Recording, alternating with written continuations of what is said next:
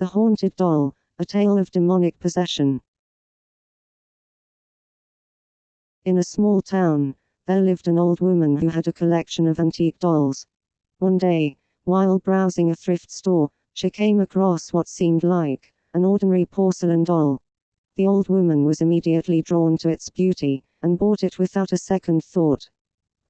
Little did she know that the doll was possessed by a dark entity. At first, the old woman didn't notice anything unusual about the doll. But over time, strange occurrences began to happen in her home.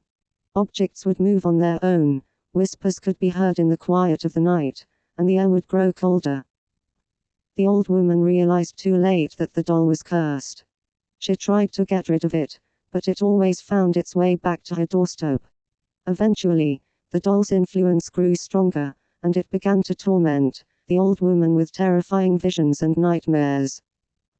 Desperate for help, the old woman sought out a priest.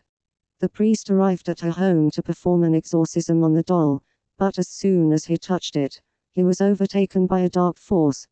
The doll had possessed the priest, and now, it was even more powerful than before. As the days went by, more people in the town became possessed by the doll. It seemed as though no one could escape its grasp. The once peaceful town was now overrun by people acting bizarrely and violently. The old woman realized that there was no stopping the doll's reign of terror. She knew what she had to do. With tears in her eyes, she burned her house and the cursed doll, hoping that it would be enough to destroy the dark entity once and for all. The town slowly returned to normal after the incident, but the old woman's sacrifice was never forgotten. To this day, rumors circulate that the doll's spirit still haunts the town, waiting for its next unsuspecting victim.